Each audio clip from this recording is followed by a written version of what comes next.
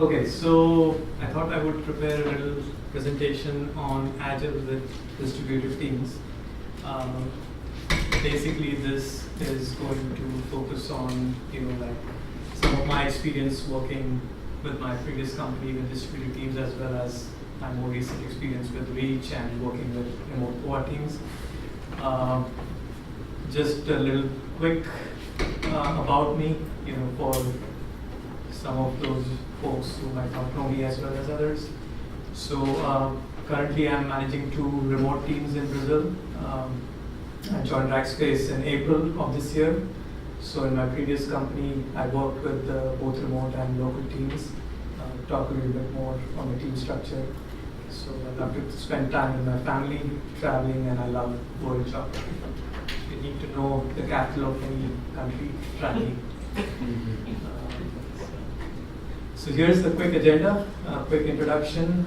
Just talk a little bit about a couple of different team structures in a distributed environment. And then we'll talk a little bit about the challenges that such teams face because they are not co-located. And some suggestions on using Agile effectively in this environment. And just to the end, there's a conclusion and a Q&A. Right, so early days, it was basically everybody in a single room or a single office space, easy to communicate. You've got folks, you can just say, hey, turn around and ask questions. You can have meetings easily, impromptu. It's just a very easy, way of communicating. But that has changed with, a lot of globalization, companies wanting to tap talent, across around the world, or if they don't find talent locally, they try to, find folks outside. So this, the multi-team structure is here to stay, right? I mean, it's something that is becoming the norm. It's not an exception anymore. So the challenge is how do we deal with it, and how do we use Agile effectively in such an environment?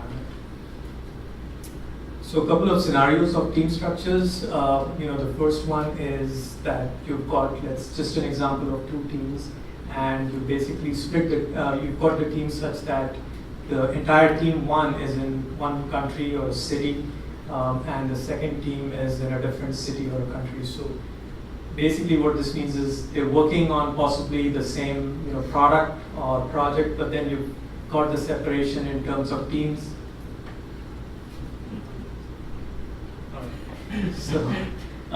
So you've got the separation in that team 1 is sort of independent. They have set of things to work on, stories, projects, and they are sort of independent in that manner. They don't depend on team 2.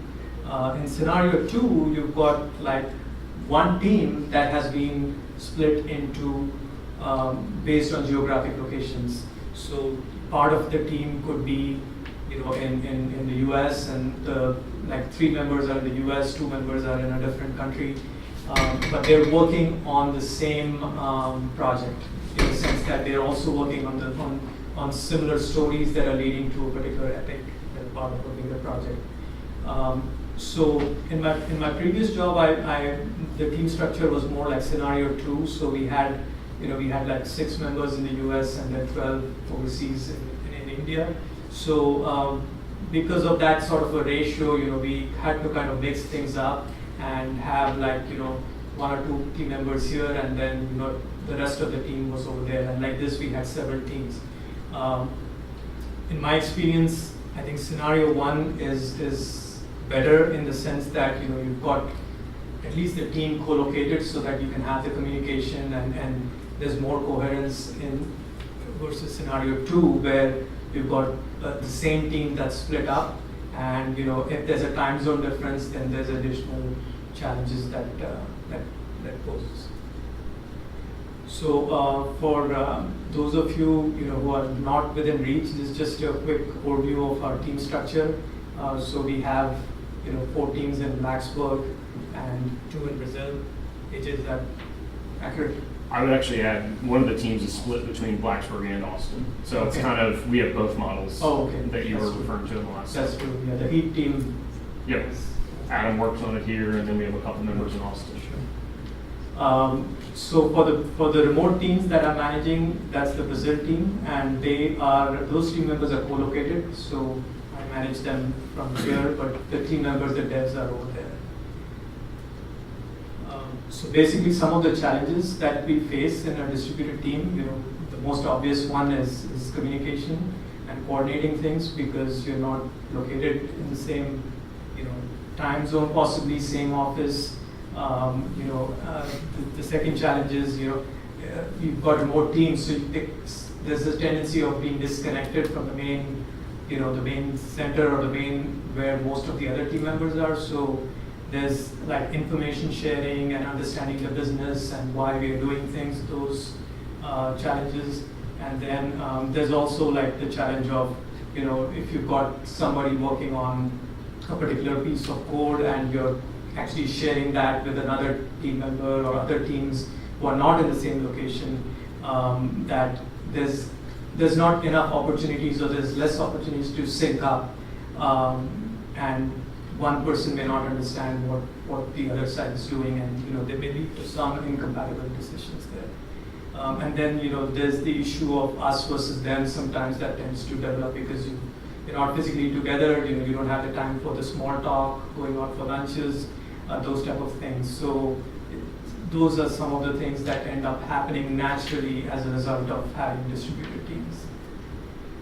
So here's some of the ways that we can solve these challenges. The first and foremost is having establishing and communicating clearly what we are going to be doing and why we are doing it. So the product vision and roadmap, is really key. And we do that in Reach every week. We have roadmap updates for our distributed teams. So I think that really helps let them know what's going on. And there are other things as well that I'll touch upon.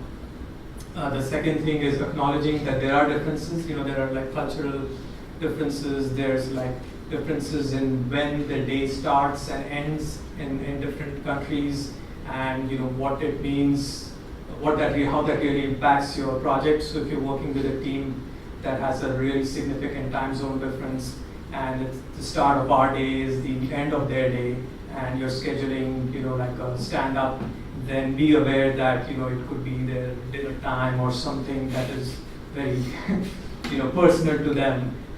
So knowing that is really important for folks on the team, so you can better appreciate and schedule things.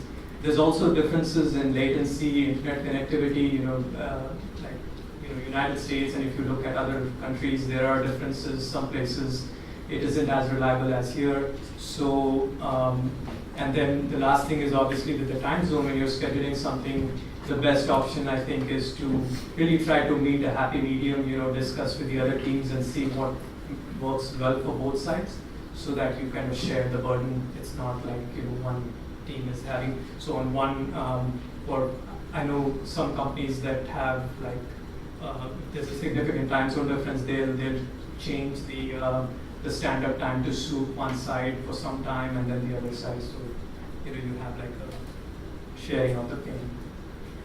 So the other thing that is really powerful in a distributed team environment, and we use that a lot in Reach, I think it's really effective, is try to use as many types of communication tools as possible.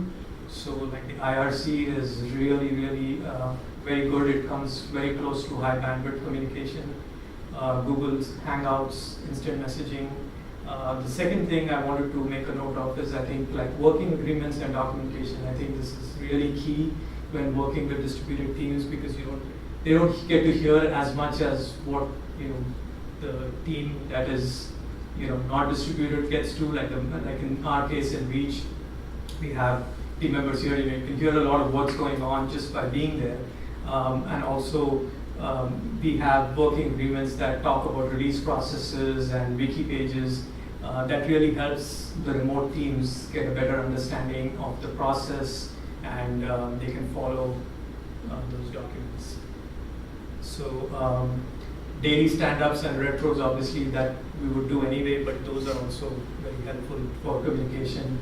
And establishing like response times. If you send an email, the other side, you don't know, you can at least let them know, hey, we got the email, we'll get back to you in a day's time, or just so that they know.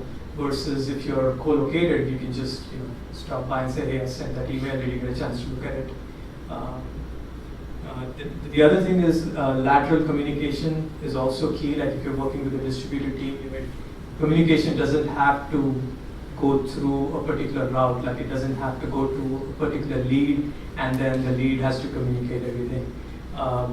So encouraging folks to have that lateral communication and feel free to talk to other members of the team. So the remote team members should feel free to communicate with other team members that are not co-located without having to go through a hierarchy.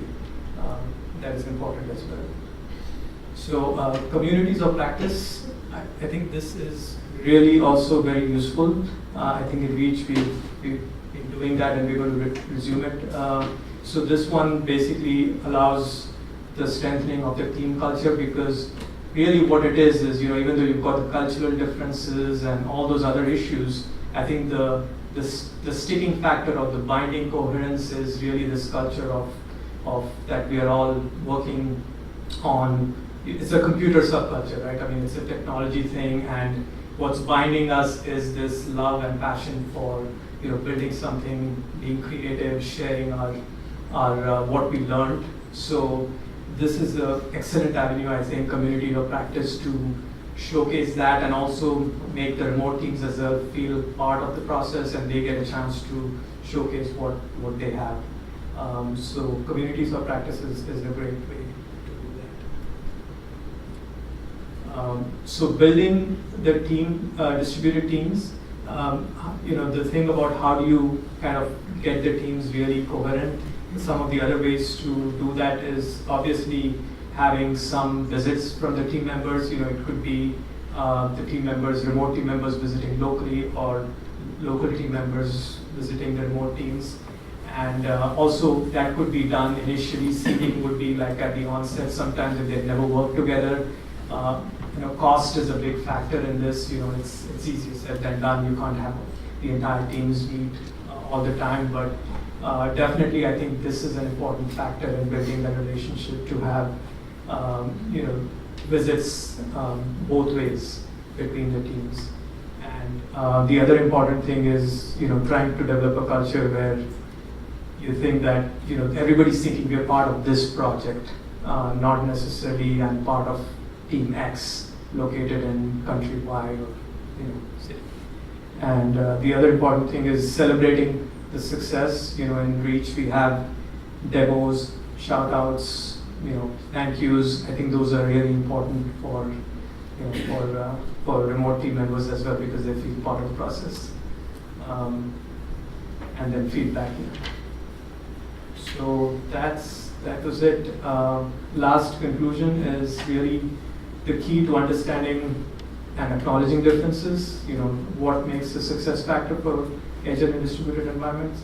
Adapting Agile so you can tailor it to the different teams, and make it so it doesn't have to be like by the book. So you can tailor it to the process, and then using diverse set of communication tools that we talked about in the IRCs and Hangouts and those type of things.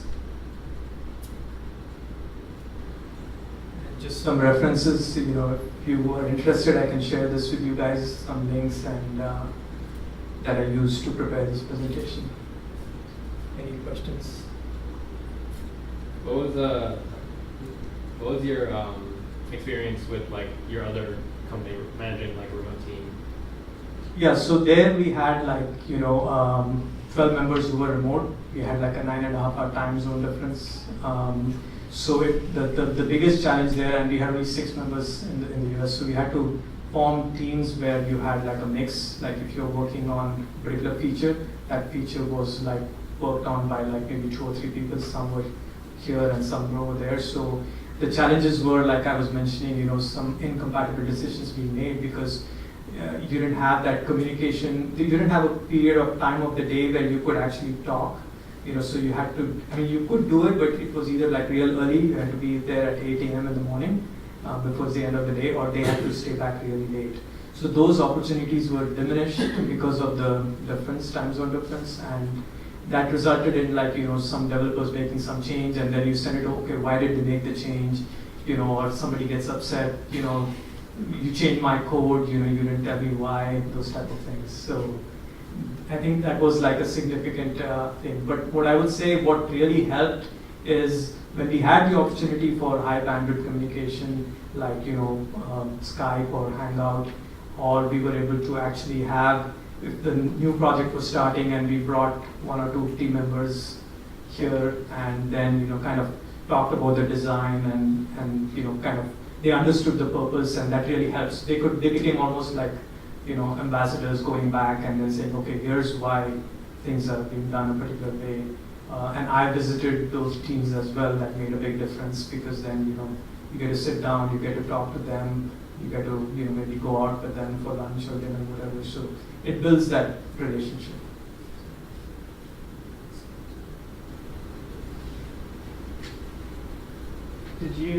With that team, did you guys find the need to have to establish like any regular or set times for higher bandwidth communication? Yes, absolutely. So that used to be mostly like first thing in the morning for us. So like 8:30 in the morning, set up those calls and Skype conversations, and those were frequent, and that really helped, because that way you could actually have a dialogue, and they got a chance to ask questions based on like have a design document or something, share that, and go through the points over there.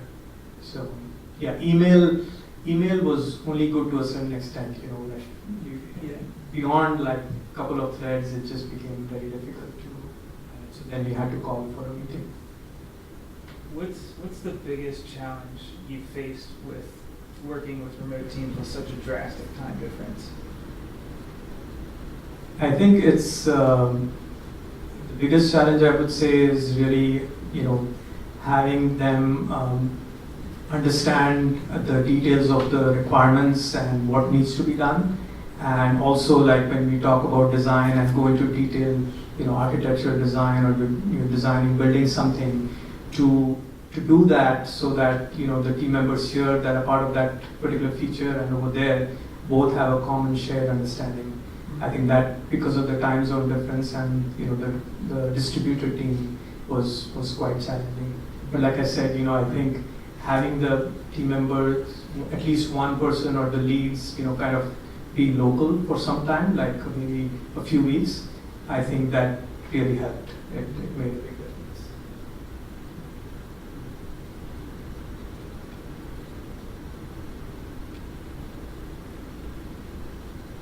So I think for us in Reach, like the community of practice, I believe will be a very good avenue for us going forward, right? With those teams. So I know here at Rackspace we do one-on-ones.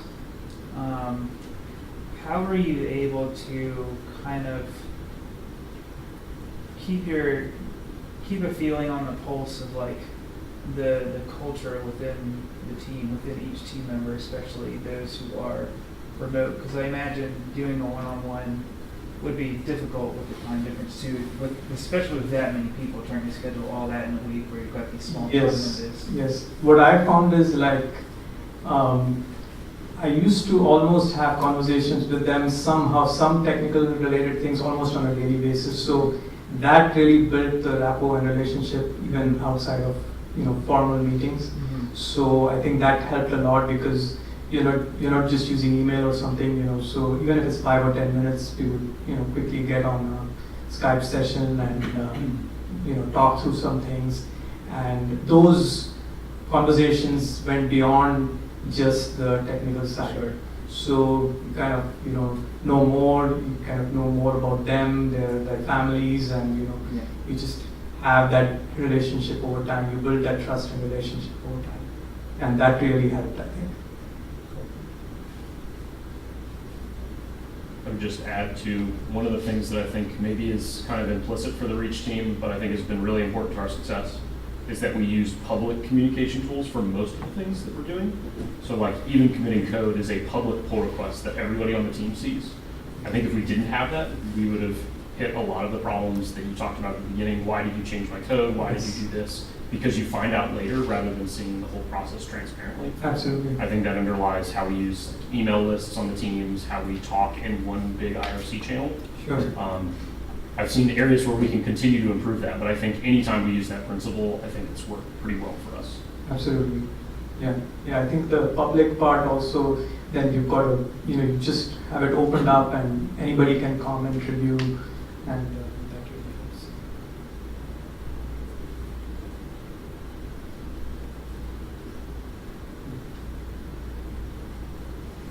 Do you have any thoughts? I don't know if you have any experience. I think another type is where everybody is dispersed, right? Where you don't have like any centers of gravity, but everybody just works remotely all the time.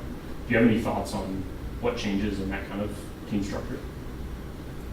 I think what changes there in my mind would be like, you don't have like like one HQ, like I have the main office, right? Sometimes what happens is the remote team members think, okay, we've been asked to do something and this is from the main office.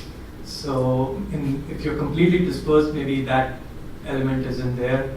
You've got more distributed environment, but I think there probably would have similar challenges in coordinating and getting meetings. I think if those teams are in different time zones, then it adds more complexity. So like New York, Dallas, San Francisco, Yep. Those type of scenarios. But I think there too, like having things like maybe IRC, Hangouts, and trying to have as much as close to high bandwidth is really essential for communication, and possibly getting a chance to meet those teams if they've never worked together. That's important. I read a pretty interesting article. If you guys know, there's a company called Buffer that is globally distributed. They have people in Australia, San Francisco, New York, kind of everywhere. And that made like people getting to know each other pretty hard. So they have a lot of different things they do. The most recent article they wrote about was they actually randomly pair people up each week to do one-on-ones with each other. So randomly this week you're going to do a one-on-one with somebody in Australia, next week you're going to do it with somebody in the UK, blah, blah, blah. Which getting their entire team to meet together is very hard without flying everybody to the same location, which they also do a couple times a year. But when you randomly pair people up, it's pretty easy for me to find some time where I can meet with somebody in Australia, even if this week it's a little bit early for me, right? Then the next week I can find somebody some other time to work with somebody in India. So that was a cool way, I thought, of getting all the people to sort of meet each other on the team, even in an even more challenging environment than here in Brazil or here in India. Sure.